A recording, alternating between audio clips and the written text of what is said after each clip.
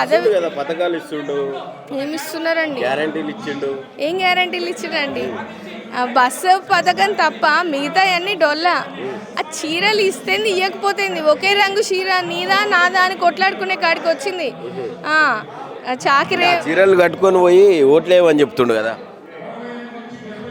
కాదండి, చీర కట్టుకుంటే కడుపు నిండుతుందా అండి రైతుకి?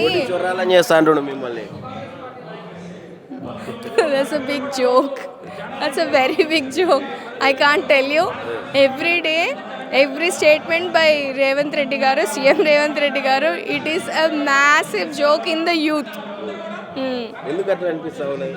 ఒక ముఖ్యమంత్రి, రాష్ట్రాన్ని పరిపాలించే ముఖ్యమంత్రి, అవగాహన రాహిత్యం లేని ఒక ముఖ్యమంత్రి నుంచి వాట్ కెన్ వి ఎక్స్పెక్ట్? అమలుగా అట్లేవా? ఇప్పుడు ఆయన చేసే పనులన్నీ ఏం నచ్చట్లేవా మీకు అసలు? నన్ను కాదండి, ప్రజలను అడగండి. మీరు ప్రజల్లోకి వెళ్ళి మైక్ పెట్టండి.